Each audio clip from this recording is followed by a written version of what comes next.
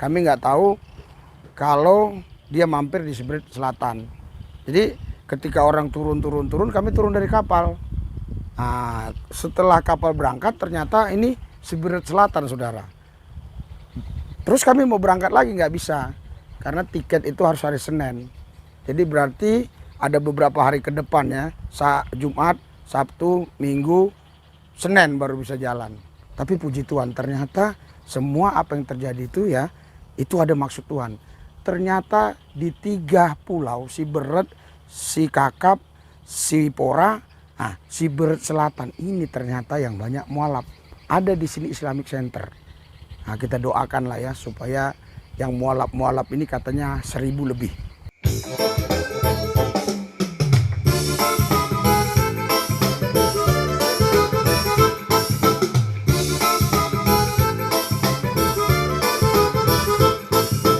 Ada pendeta botol, otaknya brodol.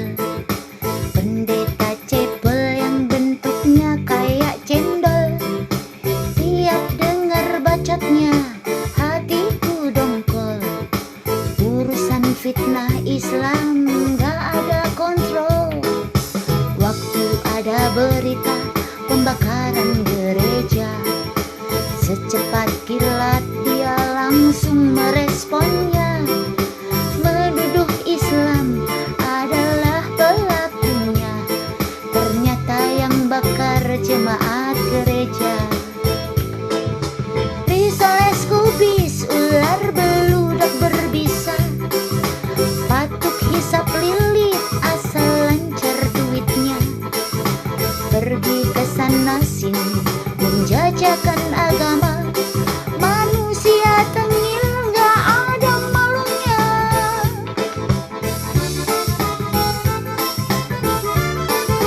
Tengil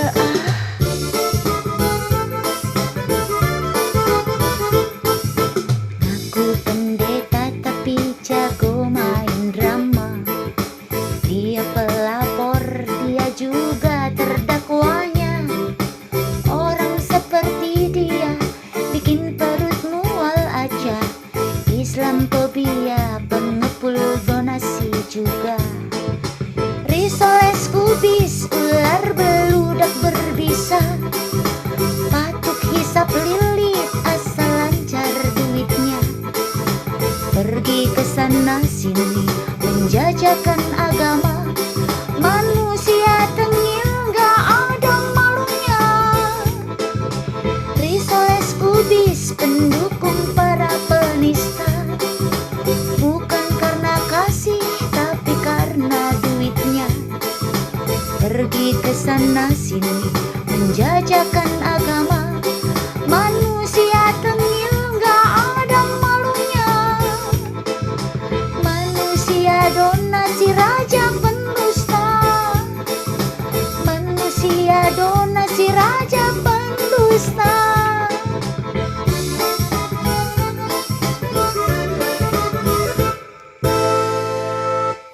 Hari ini kau bertobat.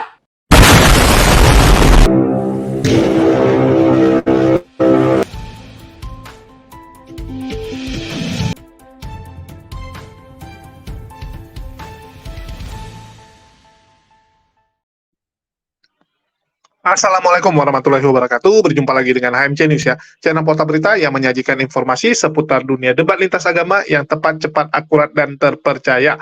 Ya, di kesempatan kali ini kita akan mengabarkan ya tentang kabar Pastor Risuli Lubis ya, seorang pastor atau pendeta mantan maling motor yang sudah bertobat ini sekarang sedang melakukan pelayanan di Kepulauan Mentawai. Dan ternyata ya, Pendeta Risuli Lubis atau PS Risuli Lubis ini terdampar kawan-kawan. Jadi dia harusnya ke Mentawai Utara, tetapi dia malah turun di Mentawai Selatan. Ya, jadi saya mau jelaskan dulu ya.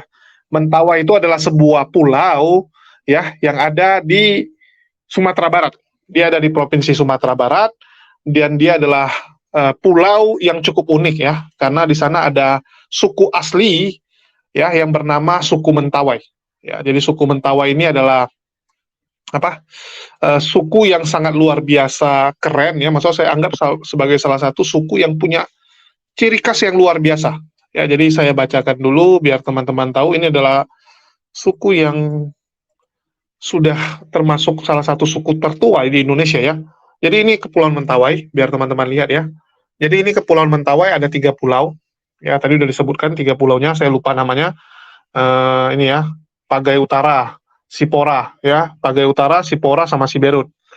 Ya. Jadi di Kepulauan Mentawai itu ada 3 pulau. Kepulauan Mentawai itu kabupaten. Jadi Kabupaten Kepulauan Mentawai. Di situ ada 3 pulau ya, Pagai Utara, Sipora, dan Siberut. Siberut sendiri pun terbagi lagi gitu kan, ada beberapa kecamatan.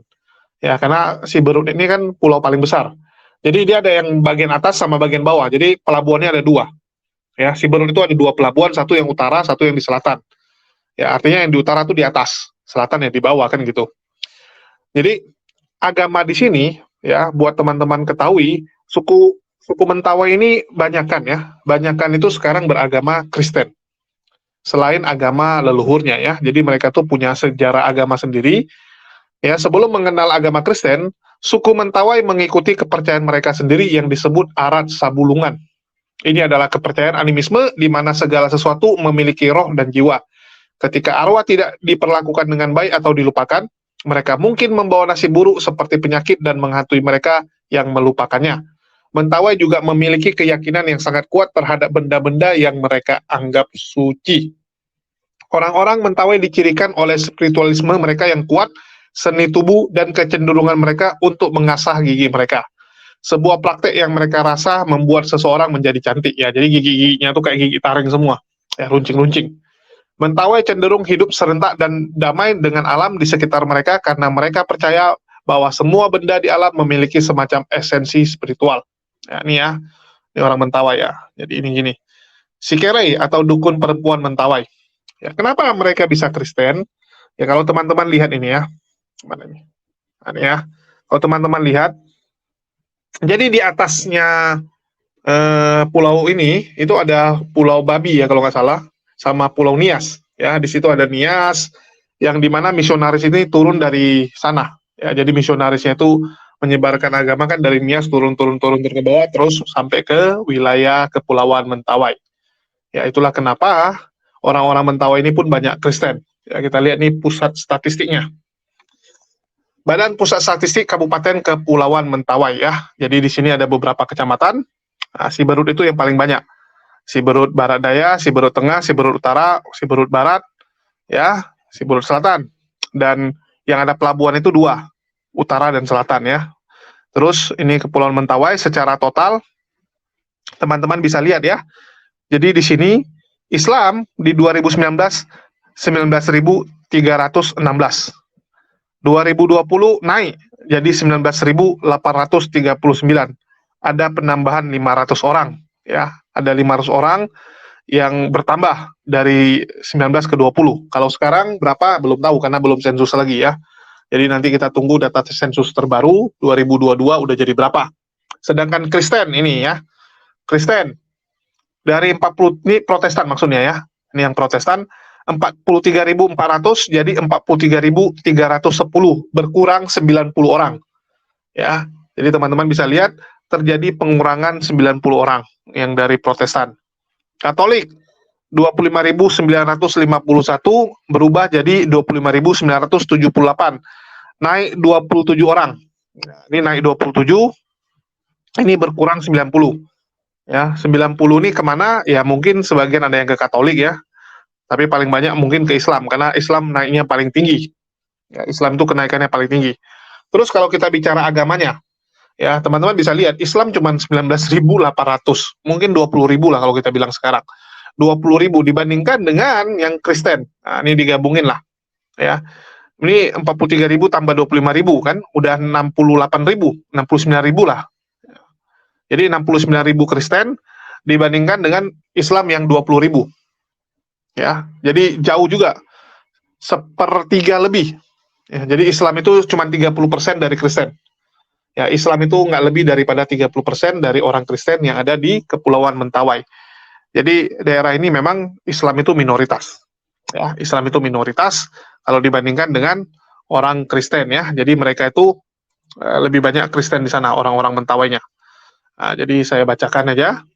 Ya, mengenal suku Mentawai dari sejarah hingga kebudayaan. Suku Mentawai adalah suku asli yang menetap di Kepulauan Mentawai, Pulau Siberut, Sumatera Barat. Suku Mentawai berada di pedalaman. Suku Mentawai merupakan salah satu suku tertua di Indonesia. Dia suku tertua ya. Banyak kalangan yang datang di wilayah ini untuk melakukan penelitian, terutama untuk memahami pola hidup maupun interaksi suku yang terdapat di bagian barat Indonesia. Sejarah suku Mentawai. Kepulauan Mentawai memiliki 4 pulau utama, yaitu Pagai Utara, Pagai Selatan, Sipora, dan Siberut. Wilayah tersebut memiliki luas sekitar 4.489 km dengan jumlah penghuni sekitar 30-an ribu jiwa. Diyakini para nenek moyang suku Mentawai telah bermigrasi ke wilayah ini di antara 2000 sampai 500 sebelum Masehi. Suku Mentawai memiliki kebudayaan yang sangat kuat yang hingga saat ini masih terjaga di tengah arus modernisasi. Kebudayaan suku Mentawai. Suku Mentawai memiliki kebudayaan yang masih dilestarikan hingga kini. Kebudayaan tersebut menjadi identitas sekaligus keunikan suku ini. Beberapa kebudayaan suku Mentawai, yaitu kepercayaan Sabulungan. Suku Mentawai memiliki agama dan kepercayaan sendiri yang dianut suku asli dari masyarakat Mentawai, yaitu Sabulangan. Ya, ini kita nggak usah bacain lagi. Rumah adat suku Mentawai, ya ini rumah adatnya. Masyarakat suku Mentawai tinggal bersama dalam rumah adat yang disebut umah. Rumah adat ini berdiri di atas tanah-tanah suku. Seluruh makanan, hasil hutan, dan pekerjaan dibagi di dalam satu umah. Biasanya, umah dihuni oleh 5-7 keluarga dengan keturunan sama. Umah menjadi pusat kehidupan suku Mentawai. Di dalam rumah adat itu, mereka menyelenggarakan pertemuan dan menyelenggarakan berbagai adat seperti pernikahan. Umah terbuat dari kayu kokoh yang berbentuk panggung. Bagian bawah rumah umah digunakan sebagai tempat memelihara hewan ternak seperti babi. Selain umah, sebagai bangunan utama, ada juga bangunan lain yang lalep dan rusak. Lalep sebagai rusuk, yaitu lalep dan rusuk. Lalep sebagai tempat tinggal suami istri yang pernikahannya sudah dianggap sah secara adat. Bangunan ini biasanya terletak di dalam umah. Rusuk merupakan tempat pemondokan untuk anak-anak muda atau janda yang diusir dari kampung. Rumah ini juga digunakan untuk orang-orang yang diasingkan karena melanggar adat. Tato suku Mentawai ya, dia terkenal dengan tatonya ini orangnya ya. Saya rasa udah cukup. Dan ini ya, meruncingkan gigi. Salah satu tradisi suku Mentawai adalah gigi runcing. Tradisi ini biasa dilakukan oleh perempuan suku Mentawai. Gigi runcing merupakan simbol kecantikan. Gigi yang semakin runcing, maka perempuan itu akan semakin cantik. Tradisi mengikir gigi ini juga merupakan simbol keseimbangan antara tubuh dan jiwa. Seiring dengan perkembangan zaman, tradisi ini itu secara perlahan mulai hilang. Bahasa suku Mentawai. Ada 3 dialek suku Mentawai yang digunakan oleh suku Mentawai, yaitu dialek Siberut Utara, dialek Siberut Selatan, dialek Sipora atau Sioban, dan dialek Sikakap. Jadi kurang lebih seperti itu. Oke, kita ini ya, wanita suku Mentawai. Ya, gigi-giginya memang diruncing-runcingkan, kawan-kawan. Ya. Nah, ini. Share screen lagi. Oke, ini ya. Nah, jadi giginya diginiin, kawan. Runcing-runcing semua. Nah, giginya runcing-runcing ya, teman-teman bisa lihat. Lucu. Memang ini suku yang salah satu unik ya, karena dia punya tradisi yang luar biasa ya, yang memang saya bilang ini lain daripada yang lain, dan mereka masih istilahnya masih menganut ya kepercayaan-kepercayaan tersebut. Terus ada beberapa hal-hal ya. Jadi kalau dulu mereka ini kan masih menggunakan agama lamanya ya, masih dengan adat atau agama lamanya, tapi sekarang mereka sudah beragama sesuai dengan agama yang diyakini dan diakui oleh negara. Ya, jadi kini hampir semua orang Mentawai itu sudah punya agama, khususnya agama Kristen, baik Protestan maupun Katolik, serta sebagiannya Islam. Ya, dan beberapa di antaranya masih ada juga yang menganut kepercayaan lama, tapi itu sangat dikit ya. Oke, saya lanjutkan. Bahkan di sana itu ada denom sendiri ya, ada sinode ya, ada sinode sendiri, yaitu Gereja Kristen Protestan Mentawai, GKPM. Ya, jadi ada yang namanya GKPM, itu adalah gereja suku mereka, Ya, sama kayak HKBP gitu kan, HKBP itu kan Batak. Nah, kalau ini GKPM, Gereja Kristen Protestan Mentawai. Oke, oke kita lanjut. Jadi di sini saya akan putarkan dulu video Risuli Lubis yang tersesat ya, nyasar di pulau dengan jumlah mualaf luar biasa ini. Oke, kita dengarkan dulu. Ini kan? Kayak itu kan? Mati dulu aja.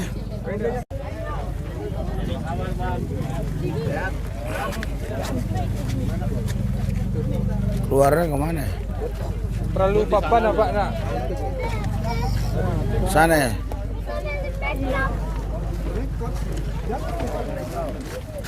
Oh.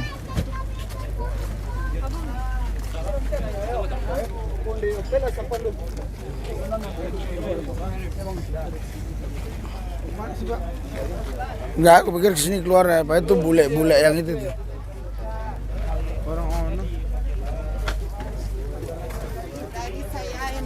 Matamu kemana sih? Biar jalan lah. Biar Pak. Biar.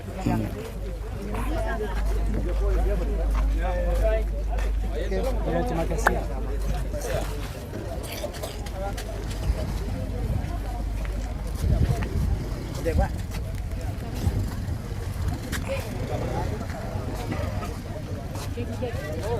Apa ini mobil dia?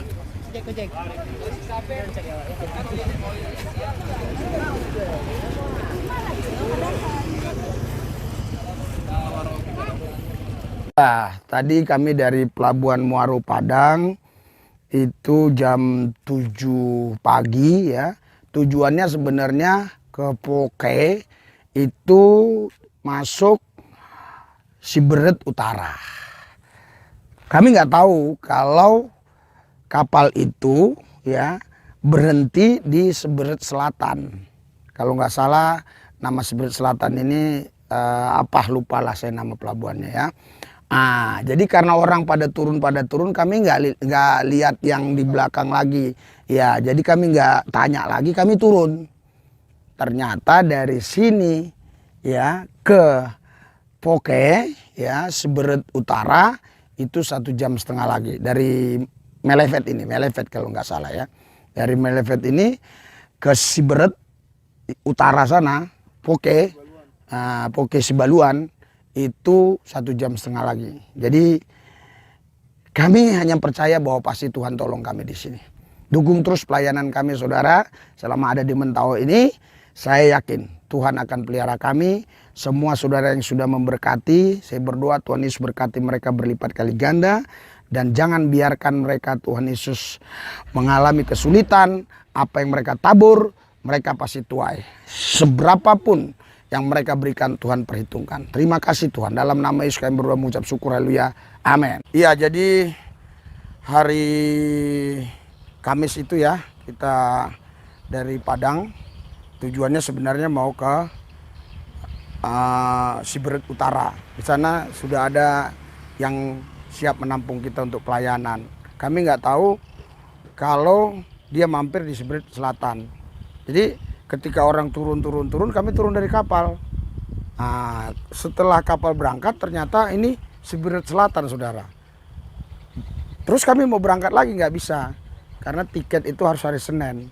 Jadi berarti ada beberapa hari ke depan ya. Jumat, Sabtu, Minggu, Senin baru bisa jalan. Tapi puji Tuhan ternyata semua apa yang terjadi itu ya. Itu ada maksud Tuhan.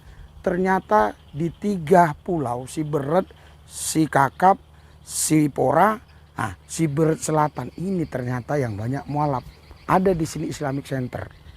Nah, kita doakanlah ya supaya yang mualaf ini katanya 1.000 lebih. Ya, supaya banyak bertobat ikut Yesus ya. Tuhan memberkati. Amin. Ya teman-teman sudah dengar ya, jadi itulah pengalaman Risuli Lubis yang sekarang sedang terdampar sampai hari Senin baru bisa melanjutkan perjalanannya ke tempat tujuannya. Jadi saya nggak tahu ya, dia ini mau kemana, ya apakah benar dia terdampar atau tidak kita nggak tahu. Tapi ya kita dengarkan saja ya, kita percayakan saja karena mungkin dia diundang memang ya, dia diundang oleh salah satu gereja untuk khotbah mungkin ya, sekaligus dia pikir nggak pernah ke sana ya jalan-jalan lah dia ke sana kan. Nanti ada yang nanya, abang kok tahu dia nggak pernah ke sana? Ya dia tersesat, artinya belum pernah gitu. Kalau orang udah pernah ke sana, ya biasanya nggak tersesat lagi, karena kan pelabuhannya cuma 2. Jadi saya juga bingung gitu, ini orangnya nggak jemput dia atau gimana gitu. Harusnya kan orangnya udah kabari dia duluan atau menunggu gitu kan, begitu dia turun dia lihat ini yang jemput dia nggak ada, ya nggak jadilah dia lanjut masuk kapal lagi atau gimana. Ini nggak, tiba-tiba dia main turun sendiri, ya nyari kendaraan, itu kan ada becak ya, di situ ada becak, dia sewa sendiri, terus dia mutar-mutar sendiri. Dan di sana memang ada Islamic Center ya, di Mentawai ya, di pulau itu, Siberut Selatan itu ada, ya, ada Islamic Center yang dibangun. Dulu banyak sekali orang yang memutuskan mualaf. Tahun lalu ya, tahun lalu itu bahkan ada 1.000 orang lagi memang yang mualaf di daerah sana. Ya. Dan itu belum gabung sama yang di pulau-pulau lain dan di pedalaman. Dan memang pertumbuhan Islam cukup kencang ya, kalian bisa lihat setiap tahunnya ya, dari 2019 ke 20 kan naiknya tuh kencang. Jadi kalau naik-naiknya seperti itu mungkin hanya masalah waktu ya, sebelum Islam itu jadi mayoritas. Dan yang paling penting adalah bagaimana kita ini harus mendukung ya, mendukung dakwah-dakwah di daerah-daerah seperti ini. Karena daerah-daerah seperti ini yang masih kekurangan ustadz-ustadz ya, masih kekurangan kiai yang untuk di sana. Inilah saya bilang kita butuh sebenarnya ya ustadz-ustadz atau ulama-ulama muda ini yang dikirim ke daerah-daerah pedalaman ini untuk menyiarkan agama Islam. Jangan sampai kita ketinggalan dengan teman-teman kita dari sebelah gitu. Lihat aja Risuli Lubis, dia sampai turun loh kawan-kawan. Ya, Risuli Lubis tuh dan misionaris-misionaris tuh rajin mereka turun ke daerah-daerah seperti ini, ya daerah-daerah pedalaman, karena mereka punya strategi itu bagaimana di daerah itu, ya pinggiran itu harus dimenangkan dulu, nanti baru ke kota. Karena kalau kota ini kan memang tantangannya lebih berat. Nah, jadi mereka memang di pinggiran itu agresif, sangat agresif ya. Dan satu hal harus saya apresiasi, Risuli Lubis ini termasuk yang sangat rajin. Kalian bisa lihat ya, dia sampai turun ke daerah, dia kemana-mana. Itu satu hal yang luar biasa.